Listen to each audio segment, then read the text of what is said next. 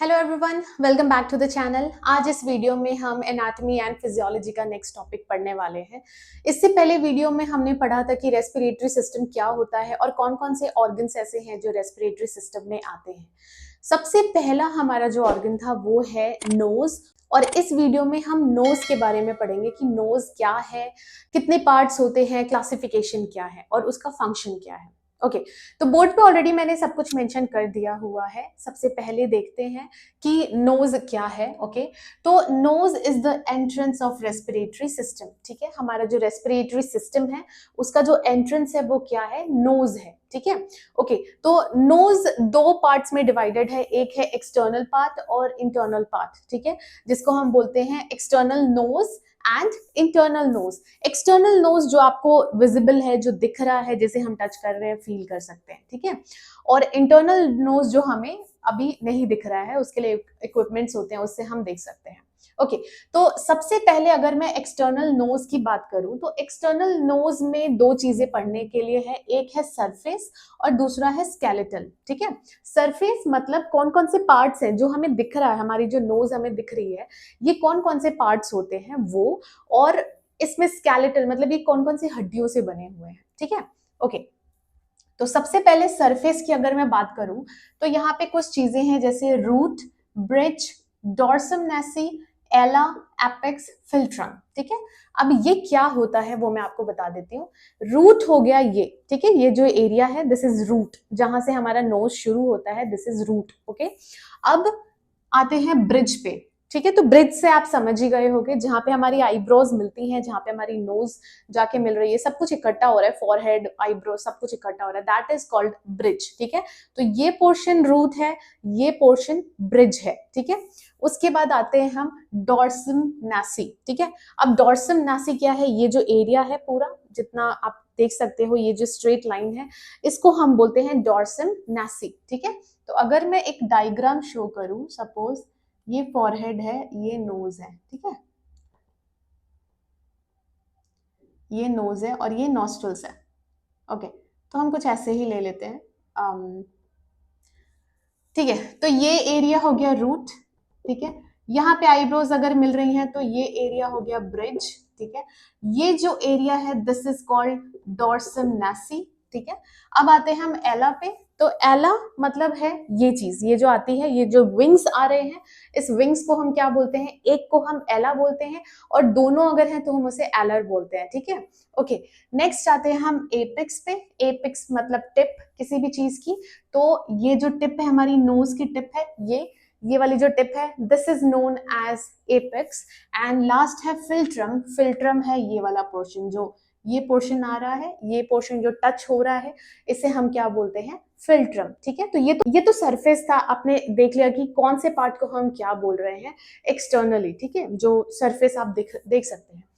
Next आ जाते हैं हम स्केलेटल। स्केलेटल मतलब कौन कौन से बोन्स एंड कार्टिलेजेस से हमारा जो नोज है वो बना है। तो सबसे पहला क्या है, नेजल बोन।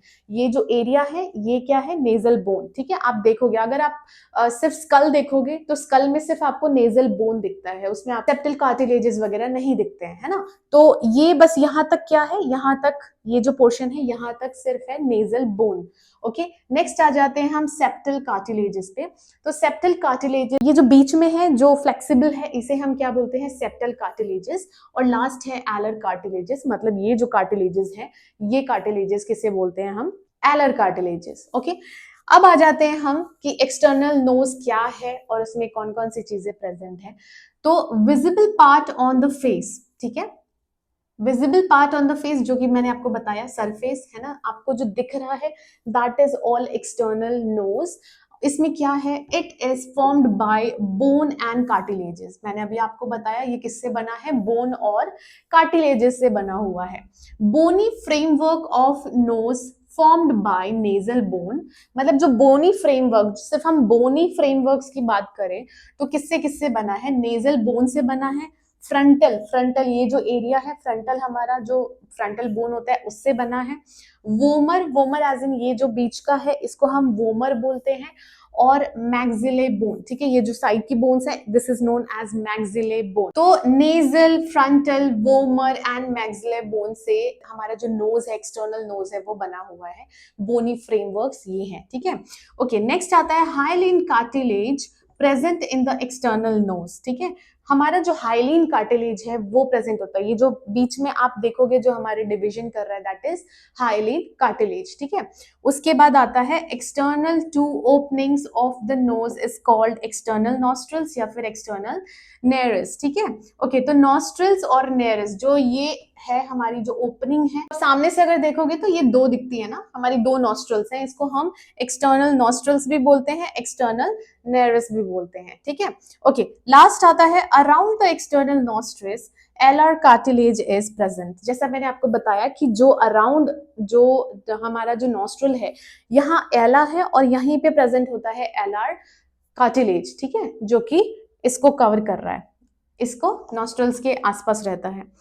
ओके, नेक्स्ट आ जाते हैं हम इंटरनल नोज पे। अब जो इंटरनल नोज है वो हमें आंखों से दिखता नहीं है, एज इन सरफेस पे नहीं दिख रहा है, इक्विपमेंट्स वगैरह से आप देख सकते हो, ठीक है। ओके, तो इसमें भी दो चीजें यहाँ पे हमें बताई गई हैं, एक है नेजल कॉनकेव और दूसरा है मियोटिस, ठीक है। अब ये अगर सिंगल है तो उसको हम मीटस बोलते हैं, और यहाँ पे तीन होते हैं, ये दोनों ही तीन तीन होते हैं, इसलिए हम इसे मेटिस बोल रहे हैं और यहाँ पे इसे कॉनकेव बोल रहे हैं, ठीक है। ओके, तो ये जो नोज है, ये नोज है कुछ ये इस टाइप का जाता है, मैं आपको डायग्राम दिखा दूंगी। तो सुपीरियर, मिडिल, इंफीरियर, ये ऐसा रहता है, ठीक है। इसकी डायग्राम आप देख रहे होंगे, डायग्राम में आपको क्लियर हो जाएगा। नेजल कॉनके आप देख सकते हैं, नेजल कॉनके और मियोटिस, ये दोनों ही तीन होते हैं नंबर में, और कैसे डिवाइडेड है, सुपीरियर, मिडिल और इंफीरियर, ठीक है। ओके, अब नेक्स्ट देखते हैं इंटरनल नोज क्या है। Covered by mucous membrane. अब आप सभी को पता है कि नोज फिल्ट्रेशन का भी काम करता है, और वो फिल्ट्रेशन क्यों पॉसिबल है, क्योंकि वहां पे छोटे छोटे सीलियास प्रेजेंट होते हैं, म्यूकस प्रेजेंट होता है जो कि किसी भी डस्ट पार्टिकल को, जर्म्स को ट्रैप कर लेता है, ठीक है। ओके, तो म्यूकस कहाँ से रिलीज हो रहा है, म्यूकस मेम्ब्रेन से ही। म्यूकस मेम्ब्रेन्स में कुछ ग्लैंड्स होते हैं जो म्यूकस सिक्रीट करते हैं, ठीक है।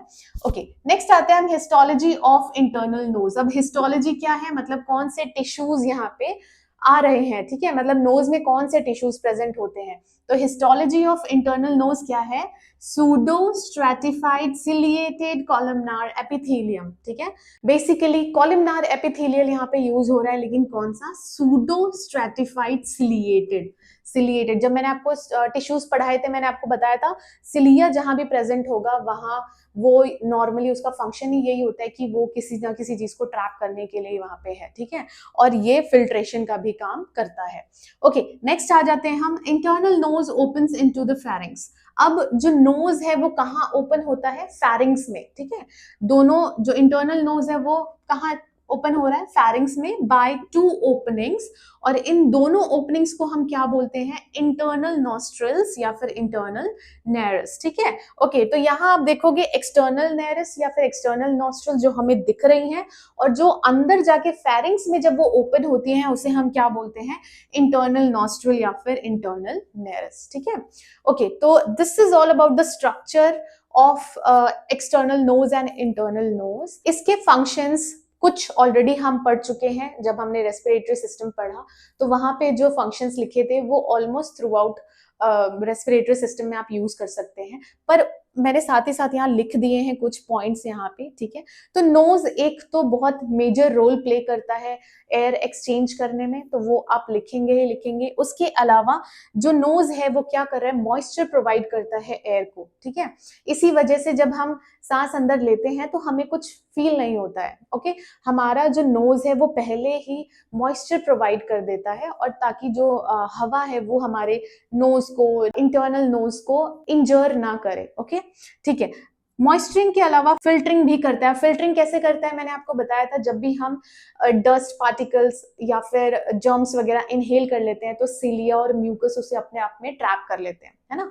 तो ये क्या कर रहा है, फिल्ट्रेशन भी कर रहा है, प्रोटेक्शन भी प्रोवाइड कर रहा है। नेक्स्ट है डिटेक्ट ऑल्फैक्टरी स्टिमुलाई। अब ऑल्फैक्टरी का क्या मतलब होता है, स्मेल, ठीक है, मतलब ऑल्फैक्टरी एज इन जब हम स्मेल कर पाए, ओके। तो ये क्या कर रहा है, ऑल्फैक्टरी स्टिमुलाई मतलब आसपास कोई स्मेल आ रही होगी तो उसे डिटेक्ट कौन करता है, नोज ही करता है। लास्ट है modifying speech variations. Modifying speech variations as in जो हम मैं किसी चीज पे प्रेशर दे पा रही हूँ, आवाज ऊंची कर पा रही हूँ, नीचे कर पा रही हूँ, ये किसकी वजह से है, नोज की वजह से भी, ठीक है। ये जो साइनसेस वगैरह होते हैं नोज के अराउंड, जो साइनसेस प्रेजेंट है, ये भी बहुत बड़ा रोल प्ले करती हैं, जो हमारा साउंड है उसके रेजोनेंस में, उसकी मॉड्यूलेशन में बहुत हेल्प करते हैं, ठीक है। ओके, तो this is all about nose. Next video में हम पढ़ेंगे पैरानेजल साइनसेस, कितने टाइप्स के होते हैं और उनके क्या फंक्शंस हैं, वो क्यों प्रेजेंट होते हैं, पैरानेजल साइनसेस, ठीक है। ओके, तो आज की क्लास में इतना ही। आई होप आपको ये समझ में आया हो। अगर वीडियो अच्छी लगी तो वीडियो को लाइक करें, चैनल को सब्सक्राइब करें, और कोई भी डाउट या फिर रिकमेंडेशन है तो आप मुझे कमेंट सेक्शन में बता सकते हैं। Thank you so much for watching.